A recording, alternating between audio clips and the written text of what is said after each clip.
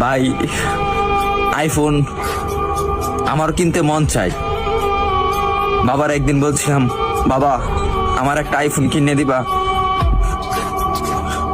বাবা আমার দিকে তাকিয়ে বলতেছে, বাবা তোর একটা ফোন কিনে দিতে খুব ইচ্ছা করে, কিন্তু আমি 400-500 টাকা কামাই করি, রিক্সা চালাই, তোর আইফোন কিভাবে কিনে দেই?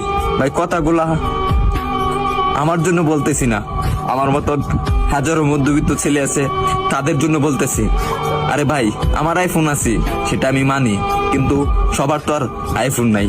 কিছু পোলাপান আছে নতুন নতুন শার্ট পরে, নতুন নতুন প্যান্ট পরে, নতুন নতুন সানগ্লাস পরে, 2 দিন পরে পরে আইফোন পাল্টায়।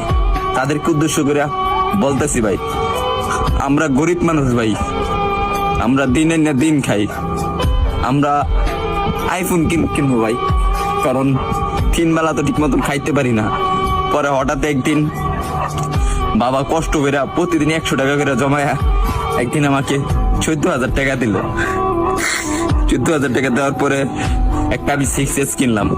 6S কেনার পরে আমি ভিডিও শুরু করলাম।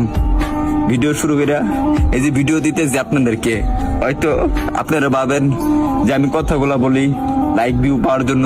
না রে ভাই, সবার জীবনে একটা কষ্টের একটা গল্প থাকে, কাহিনী থাকে, আর আমি যেগুলা বলি রে ভাই এগুলা বাস্তবই বলি।